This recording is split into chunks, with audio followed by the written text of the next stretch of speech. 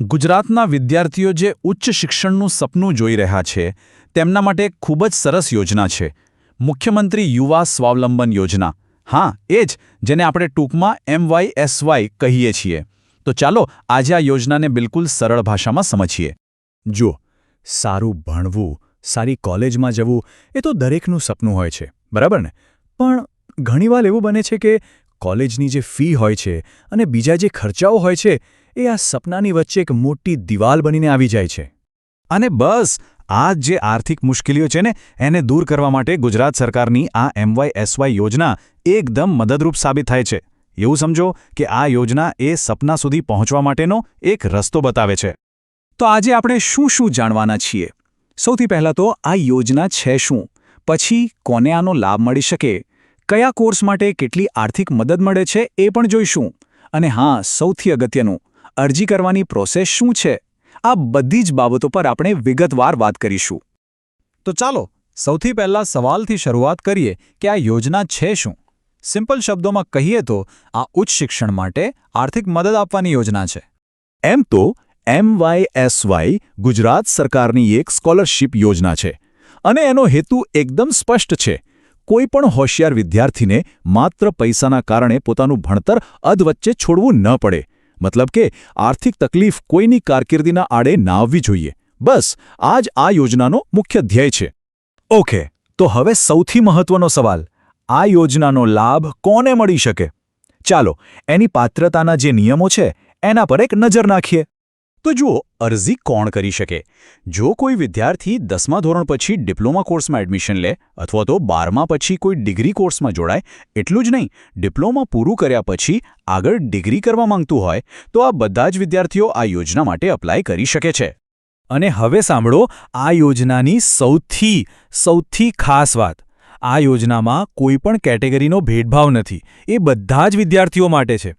અને એનાથી પણ મોટી વાત એ છે કે આમાં કોઈ ઇન્કમ લિમિટ એટલે કે આવક મર્યાદા પણ નથી. આ જ વસ્તુ આ યોજનાને ખરેખર બધા માટેની યોજના બનાવે છે.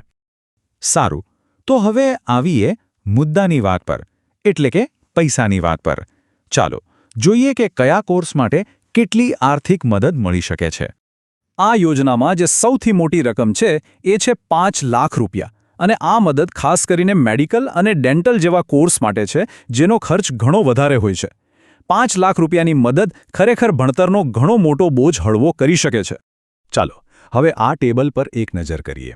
જેમ આપણે વાત કરી, મેડિકલ અને ડેન્ટલ માટે 5 લાખ રૂપિયા સુધીની સહાય છે. એ પછી આયુર્વેદ, હોમિયોપેથી, એન્જિનિયરિંગ, ટેકનોલોજી કે ફાર્મસી જેવા કોર્સ માટે 1 લાખ રૂપિયા સુધીની મદદ મળી શકે છે.